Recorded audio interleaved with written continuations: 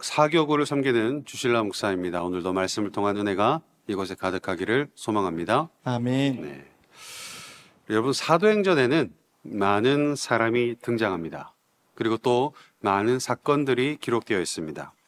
그러다 보니까 마치 이 사도행전은 누가복음처럼 그냥 기록되어진 일들을 시간의 순서에 따라 이렇게 기록해 놓은 그런 책, 그래서 어떤 특별한 주제라든지 선명한 주인공이 없는 그런 책으로 오해할 수 있습니다. 그러나 사도행전은 그 문학 장르상 행전에 속합니다. 우리로 따지면 위인전기와 비슷한 책이죠. 그렇기 때문에 분명한 복수가 아닙니다. 분명한 단수의 주인공이 있을 수밖에 없는 책인데요. 그렇다면 사도행전의 주인공은 누구인가 하면 바로 성령이죠. 성령을 통하여, 정확하게는 예수 그리스도의 그 사역의 바톤을 넘겨받은 성령의 사역이 성령을 주인공으로 기록되고 있는 책이 바로 사도행전인 것입니다. 그래서 사도행전 1장에 보면 그 시작이 예수님의 마지막 부분부터 시작됩니다. 1장 4절에 보면 약속하신 것을 기다리라 이렇게 말씀하셨고요. 5절에 보면 몇 날이 못되어 성령으로 세례를 받으리라 이렇게 말씀하셨습니다. 그리고 8절에 우리가 다 아는 구절이죠. 다 같이 한번 읽어보겠습니다. 시작. 오직 성령이 너희에게 임하시면 너희가 권능을 받고 예루살렘과 온 유대와 사마리아와 땅끝까지 이르러 내 증인이 되리라. 아멘. 다시 말하면 바로 그 성령을 받으면 이렇게 될 것이다 라는 말씀을 마지막으로 하시고 승천하신 거죠. 그리고 얼마 지나지 않아서 2장에 보면 어떤 일이 벌어집니까? 바로 그 얼마 지나지 않아 몇 날이 못되어 온다던 성령이 임재하게 됩니다. 그리고 그 이후로부터는 그 성령을 받은 자들을 중심으로 모든 사건들이 진행되어져 나가죠. 그리고 그들의 움직임을 통하여 성경에 단 한 번도 없었던 아주 독특한 공동체가 도래하게 되는데 그 공동체 이름이 뭐라고 하나요? 교회라고 하죠. 네. 교회. 처음 듣는, 네. 교회라는 아주 독특한 공동체가 이 사도행전에서부터 등장하게 되는 것입니다. 그러면 거꾸로 말하면 교회라는 공동체는 성령을 받은 사람들의 공동체라는 것입니다. 그리고 이 성령을 받은 자들의 모임, 이 교회를 중심으로 모든 사도행전의 사건들이 기록되어져 있는데, 그래서 이 사도행전의 구조 역시나 이 교회를 중심으로 세 부분으로 나눌 수 있습니다. 먼저 1장부터 7장까지를 새롭게 교회가 형성되고 있는 그러한 과정에 대한 기록으로 볼 수 있겠고요. 그리고 두 번째 단락은 8장부터 12장까지를 이 교회의 목적, 본질, 사명이 무엇인가, 이 교회는 무엇을 해야 하는 공동체인가를 보여주는 그러한 단락으로 볼 수 있는데, 간단하게만 한번 살펴보면 이렇게 됩니다. 7장에 보면 스데반 집사가 순교하게 됩니다. 그리고 그 순교를 기점으로 예루살렘 교회의 박해가 굉장히 심해지죠. 그래서 8장부터는 예루살렘 교회 모든 성도들이 전국으로 뿔뿔이 흩어지게 됩니다. 그래서 혹자는 이들이 박해와 어떤 핍박이 두려워서 도망쳐 어디론가 숨으러 간 것으로 생각할 수 있겠지만, 이 8장에 누가 등장하는가 하면 예루살렘 교회의 대표 자격을 가지고 있는 7 집사 가운데 한 사람이었던 빌립이 등장을 하게 되죠. 이 빌립을 통하여 이 8장에 어떤 내용들이 기록되어 있는가 하면, 먼저는 사마리아 성에 복음이 전해집니다. 슬픔과 어둠이 가득했던 그 사마리아 성에 빌립을 통한 그 복음으로 말미암아 온전한 평화가 전해지고요. 그 다음에 나오는 기록은 아프리카로 여겨지던 에티오피아의 내시에게 복음을 전하게 되죠. 그리고 그 복음을 받아들인 내시가 회심을 하게 되는 역사가 기록되고 있는데, 이 사건이 가지고 있는 의미는 뭐냐면, 먼저 사마리아인들은 유대인들이 생각하기에 절반만 유대인인 사람들이었습니다. 혼혈인인 거죠. 아수르의 그 통혼 정책으로 인해서 생겨난 혼혈인들이었던 것입니다. 그래서 절반만 이방인이었던 그들에게 먼저 복음이 전해지고 나서 그 다음에는 완전한 이방인이었던 에디오피아까지 복음이 전해지고 있는 것을 보여줌으로써 이스라엘의 전유물로 여겨졌던 그 복음이 절반을 거쳐 완전한 이방인에게까지 전해지고 있는 것을 보여주고 있는 것입니다. 그리고 이것을 통하여 사도행전 기자는 이 교회의 목적은 다름이 아니라 복음의 확장을 위한 전초기지가 되어야 된다라는 것을 이 두 번째 단락에서 보여주고 있는 것입니다. 그리고 나서 마지막 세 번째 단락 13장부터 마지막까지는 무슨 내용이 나와야 되겠습니까? 그 복음을 받은 사람들의 열매들, 결실들이 등장해야 되겠죠. 그래서 여기서 등장하는 변화된 인물, 이방인을 위하여 준비된 인물이었던 바울 사도가 13장부터 등장하게 되는 겁니다. 그래서 첫 번째 단락과 두 번째 단락의 중심이 되는 교회는 예루살렘 교회라고 할 수 있고, 중심이 되는 인물은 베드로라고 할 수 있습니다. 그런데 이것이 세 번째 단락으로 가면서 중심이 되는 교회가 바뀝니다. 세계 선교의 전초기지 역할을 하는 안디옥 교회로 바뀌게 되고요. 사람은 베드로에서 바울로 바뀌게 됩니다. 그런데 그냥 넘어가는 것이 아닙니다. 이 넘어가는 것이 그냥 우연히 일어나는 일이 아니라 분명히 성령님의 역사임을 보여주고 있는 본문이 바로 우리가 읽은 이 본문인 거죠. 하나님의 말씀은 날마다 흥황하여 가더라. 촛대가 옮겨지고 있는데 이것이 사람들의 어떤 우연한 일에 의해서 벌어지고 있는 것이 아니라 여전히 흥황하고 있는 하나님의 그 역사로 말미암아 이런 일이 벌어지고 있음을 성경은 오늘 본문을 통해서 우리에게 말씀하고 있는 것입니다. 그래서 오늘 본문을 한번 살펴볼 텐데요.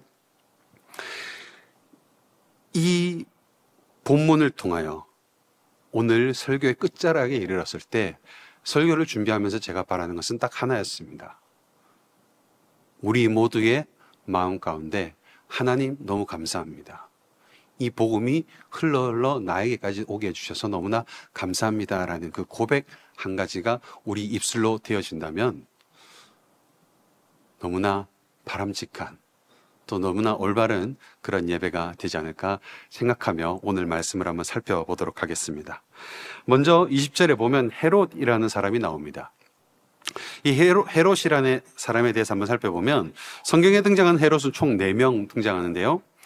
예수님 시대에 유아 살해를 명령했던 헤롯 1세, 그리고 세례 요한의 목을 베어 쟁반에 남았던 헤롯 안티파스, 그리고 오늘 본문에 등장하는 헤롯 아그리파 1세, 그리고 사도행전의 뒷부분에 나오는 헤롯 아그리파 2세, 이렇게 4명이 나옵니다. 뭔가 대단해 보이죠? 사실 다 같은 집안인데요. 이 집안은 혈통적 전통성을 갖지 못했다는 컴플렉스가 있는 집안이었습니다. 어째서 그런가 하면 이들은 모두 에서의 후손들이거든요. 에서의 장자권이 넘어가 버림으로 말미암아 정통성도 함께 넘어가 버린 것이죠. 그러다 보니 이에 대한 컴플렉스가 있었고, 이 컴플렉스로 말미암아 정말 납득할 수 없는 수많은 일들을 하게 되는데요. 유대교를 믿지도 않으면서도 굳이 제사장의 딸과 결혼을 하고요. 그리고 1세기 당시 성전의 이름이 무엇인지 아십니까? 헤롯 성전이었죠. 왜요? 자기가 지었으니까. 엄청나게 화려하게 지었습니다. 이들이 기독교나 유대교를 믿어서요? 전혀 아닙니다. 심지어 율법을 지키기까지 했는데, 물론 정확하게는 지키는 흉내를 낸 것이죠. 그리고 12장 초반부에도 보면 요한의 형제 야고보를 죽였는데 이유가 뭔지 아십니까? 유대인들의 환심을 사기 위해서입니다. 그 여자 반응이 좋으니까 누구까지 잡아들이는가 하면 베드로까지 죽이려고 감옥에 가두어둔 상황인 것이죠. 그렇기 때문에 이 헤롯에 대한 정의를 해보자면 사람의 눈치를 정말 많이 보던 왕이었고, 특별히 유대인들의 눈치를 많이 보던 왕이었습니다. 그러다 보니 자연스럽게 사람의 마음을 정말 잘 알 수 있었고, 이를 통하여 사람의 마음을 얻어내는 탁월한 재능이 있었을 뿐 아니라 탁월한 달변가였고, 그는 탁월한 정치가였습니다. 그랬던 그가 오늘 보면 21절에 의하면 날을 정했는데요. 사실 이 날은 자기가 임의로 정한 날이 아니라 역사가들에 의하면 이날은 황제의 생일이었다고 합니다. 그러니 그 황제의 마음을 얻으려면 당연히 본국으로 가는 게 맞겠죠. 그런데 비행기가 없습니다. 갔다 오는 게 쉽지 않아요. 그래서 가는 대신에 자기가 있는 이곳에서 황제를 위한 화려한 퍼포먼스를 하고 있는 것이죠. 이 일을 위하여 이 헤롯은 무슨 옷을 입었냐면 왕복을 입었다고 기록하고 있는데 정확하게는 연미복이고요. 이 연미복이 어떻게 생겼는가 하면 반짝반짝하는 은빛 비늘로 덮여져 있는 옷이었다고 합니다. 이런 옷을 입고 단상에 올라가서 백성들에게 연설을 하고 있습니다. 이 상황을 한번 여러분 머릿속으로 상상해 보시기 바랍니다. 햇빛은 아주 조명처럼 밝게 빛나고 있습니다. 그런데 아주 높은 단상에서 그림자 하나 지지 않는 그곳에서 정말 은빛 찬란한 마치 한 마리의 갈치처럼 단상에 서서 아주 화려한 말을 쏟아내고 있습니다. 그 모습이 백성들을 보기에 어떻게 보였을까요? 22절 우리 다 같이 한번 읽어보겠습니다. 22절입니다. 시작.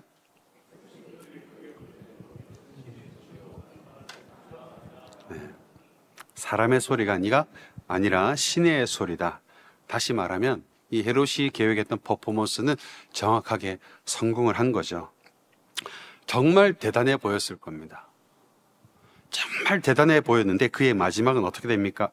23절 마지막에 보면 벌레에게 먹혀 죽으니라. 이 말이 정확하게 어떤 의미인지 어떤 벌레에게 먹혔는지 알 수는 없지만 역사 기록에 의하면 급성 복통으로 인하여 5일 동안이나 고통 가운데 뒹굴떼굴떼굴 구르다가 그렇게 괴로워하다가 생을 마감했다고 합니다. 그럼 22절과 23절 사이에 엄청난 대비가 느껴지십니까? 22절에만 하더라도 그는 정말 너무나 화려해서 마치 백성들이 모두 그를 바라보며 저것은 사람이 아니라 신이라 라고 할 정도로 정말 화려했던 그였습니다. 그러나 바로 한 절 뒤인 23절에 보면 당시 가장 끔찍한 재앙으로 여겨졌던 벌레에게 죽임을 당하는 것으로 생이 마감되고 있는 것입니다. 실로 대단한 반전이라고 할 수 있겠죠. 반면에 하나님의 말씀은 어떻게 되는가 하면 24절에 보면 날로 흥왕하여 더하더라 라고 기록하고 있는데 여기서 흥왕하다라는 말의 뜻은 식물과 같은 생명체가 거침없이 자라나는 것을 의미하는 단어입니다. 그런데 이것이 미완료 시제로 기록되고 있어요. 그 말은 과거에서부터 시작된 그 부흥의 역사가 지금까지 단 한 번도 쉬지 않고 달려왔고 앞으로도 계속해서 그렇게 번성해 갈 것을 의미하고 있는 것입니다. 그러므로 이 24절의 이 말은 단순히 지금 또는 앞으로 일어날 일에 대한 희망을 가지고 이야기하고 있는 것이 아니라 과거로부터 지금까지 그래 왔기 때문에 앞으로도 계속해서 그러할 것이다라는 너무나도 분명한 확신에 찬 말씀을 하고 있는 것입니다. 그런데요, 정말로 흥황하고 있는 중일까요, 여러분? 오늘 본문 앞부분에 어떤 내용이 있는지 아십니까? 서두에도 말씀드린 것처럼 이 헤롯은 단순히 유대인들의 환심을 사기 위해서 야고보를 죽인 상태입니다. 죽이니까 유대인들이 막 좋아하니까 좋아하네? 베드로도 죽이자. 야, 잡아와. 이래가지고 잡아놓은 상태예요. 죽이려고. 그런데 하나님의 말씀은 흥황하다. 뭔가 우리는 이해가 잘 안 될 것입니다. 그런데 여기에 하나님의 뜻의 비밀이 숨어져 있는 거죠. 어떻게 하나님의 말씀이 흥황해 가고 있는지를 간략하게 한번 살펴보면 멀리 갈 것 없고 이 12장에 있는 사건부터 한번 살펴보도록 하겠습니다. 요한의 형제 야고보가 순교했습니다. 그래서 아까 말한 것처럼 베드로를 잡아오죠. 그래서 바로 죽이지는 못하고 옥에 가두어 둡니다. 안토니우스 병령, 헤롯 궁의 심장부에 있는 그런 감옥이었는데요. 여기 이 베드로 한 사람을 몇 명이 지키냐면 16명이 지킵니다. 심지어 6절에 보면 군인 틈에서 두 쇠사슬에 매어서 잠을 자고 있는데 왼쪽에 한 명, 오른쪽에 한 명. 그리고 이 세 명은 서로 쇠사슬로 연결된 상태인 거죠. 베드로가 무슨 죄를 지었다고? 헤롯이 제정신이 아닌 거죠. 이 상황에 직면한 베드로는 어떻겠습니까? 여러분이 베드로라면 잠이 안 오겠죠. 하지만 베드로는 너무나 잠을 잘 자고 있습니다. 6절에 보면 6절 다 같이 읽겠습니다. 시작. 헤롯이 잡아내려고 하는 그 전날 밤에 베드로가 두 군인 틈에서 두 쇠사슬에 매어 누워 자는데 파수꾼들이 문 밖에서 옥을 지키더니 너무 편안해 보이지 않습니까? 9절도 볼까요? 베드로가 나와서 따라갈새 천사가 하는 것이 생신 줄 알지 못하고 환상을 보는가 하니라. 아멘. 잠도 들 깬 상태입니다. 아주 편안하게 숙면을 취했다는 것이죠. 그런데 이날은 6절에 보면 베드로의 처형이 집행되기 바로 전날입니다. 잠이 안 와야 정상인데도 불구하고 이렇게 천하태평하게 잠을 자고 있었다는 것은 하나님이 일하실 것에 대한 확신, 또는 그리 아니하시더라도 본인은 아무 상관없어 보이는 거죠. 그래서 하나님은 이런 베드로를 내버려 두지 아니하십니다. 7절에 보면 주의 사자를 보내셔서 베드로를 구출해 내십니다. 그러면 우리는 이런 생각 들 수 있습니다. 왜 베드로는 살려주시고 야고보는 죽도록 내버려 두셨나? 우리가 생각하는 승리는 살아나야 됩니다. 막 감옥 문을 부수고 왕의 머리를 짓밟고 이렇게 나와야 승리한 것으로 생각하는데, 하나님의 승리는 그것이 아닌 것이죠. 주 안에서 죽어도 승리하는 것이고, 사는 것도 승리한 것이고, 비참한 환경에 처한 것도 승리한 것이고, 처참한 고통 가운데 거한다 할지라도 하나님과 함께 있다면, 그 자리가 하나님이 허락하신 자리라고 한다면 그 자리를 지나는 것이 바로 승리이기 때문인 것입니다. 다시 말해, 승리의 여부는 우리가 처하는 환경에 달린 것이 아니라 내 안에서 내 삶을 주관하고 있는 분이 누구냐에 따라서 결정된다라는 것이죠. 왜냐하면 그분이 하나님이라면 그 하나님은 이미 승리하신 분이기 때문인 거죠. 패배할 수가 없는 것입니다. 같은 맥락에서 야고보는 비록 죽었습니다. 그래서 12제자 가운데 첫 번째 순교자로 기록되지만, 우리가 알 수 있는 것은 이것은 하나님의 분명한 계획으로 볼 수 있는 것이고, 그렇기 때문에 이 죽음은 아주 영광된 죽음으로 볼 수 있는 것입니다. 그러면 베드로는 왜 살려주셨는가? 할 일이 남아서겠죠. 베드로를 왜 살려주셨는지 우리가 한번 생각해 보면, 베드로를 살려내신 이후에 베드로는 뭔가 역할을 하지 않습니다. 그리고 곧바로 사라져 버립니다. 13장에부터 보면 누가 나오냐면 바울이 나오죠. 그리고 베드로가 언제 등장하는가 하면 15장에 등장합니다. 사도행전 15장에 보면 예루살렘 종교회의의 내용이 기록되어 있어요. 이 종교회의의 배경은 유대인에게 제한되어 있던 그 복음이 이젠 이방인으로까지 번져나가기 시작하는데, 이로 인하여 많은 부작용들이 발생하기 시작하는데, 가장 대표적인 것이 할례의 문제였던 것이죠. 그래서 이 문제를 해결할 누군가가 필요한데, 그게 누군가 하면 바로 베드로였던 것입니다. 다시 말하면 하나님은 후일에 이방인에게 복음이 전해지고, 그 복음이 전해짐으로써 발생할 문제들까지 미리 아시고 계셨고, 그렇기 때문에 그 문제를 해결할 수 있는 유일한 적임자 베드로를 지금 살려내셔야만 했던 것입니다. 그래서 살리신 이후에 베드로는 역사의 뒤편으로 감춰버리십니다. 그가 그 시간 동안 무엇을 했는지 우리는 알 수 없어요. 그러나 역사 속에서 특별히 하나님의 나라가 확장되어져 가는 과정 가운데 베드로가 가장 필요한 그 순간, 하나님은 다시 베드로를 등장시켜서 사용하시고 계시는 것입니다. 하나님은 계획이 있으신 거죠. 그리고 이 계획은 끝나지 않았죠. 그로 말미암아 바울을 통해서 아주 열심히 하나님의 말씀은 계속해서 흥왕해져 갔습니다. 그를 통하여 정말 많은 핍박과 박해가 있었지만, 그럼에도 불구하고 하나님의 말씀은 단 한 번도 쇠어들거나 사그라든 적이 없습니다. 무려 몇 년 동안요? 2000년 동안요. 그 결과로 오늘 우리가 이 자리에 있는 것 아니겠습니까? 이때부터 하나님의 말씀은 계속해서 흥왕하여져서 저기 누구도 모를 그 변두리 땅에서 시작된 복음이 지구 반대편에 있는 우리에게, 그리고 무려 2000년이 지난 우리에게 그 복음이 전해지고 있는 것입니다. 말씀을 맺겠습니다. 2023년이 다 저물어 가고 있습니다. 여러분의 한 해는 어떠셨습니까? 올 초만 하더라도 많은 계획들이 있으셨을 겁니다. 그리고 많은 꿈들이 있으셨을 것이고 이루어졌으면 하는 바람들이 있었을 것입니다. 그것들은 다들 어떻게 되셨는지요? 감히 말씀드리지만 실패해도 상관없습니다. 이루어지지 않았어도 상관없습니다.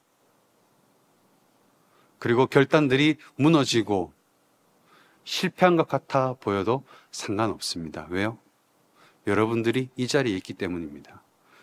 그 말이 무슨 말인가 하면 여전히 여러분들은 다른 것 다 놓치고 무너지고 넘어지고 했다 할지라도 여러분들이 가장 붙들고 있어야 될 그 하나님의 말씀이 여전히 붙들고 있기 때문이라는 거죠.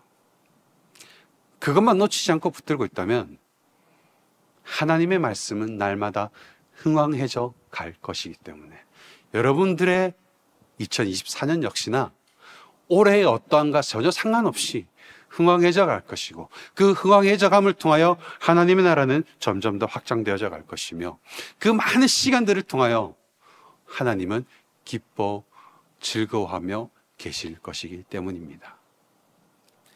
올 한 해가 어떠셨다 할지라도 여러분 슬퍼하거나 좌절하지 마시기 바랍니다. 힘내시기 바랍니다.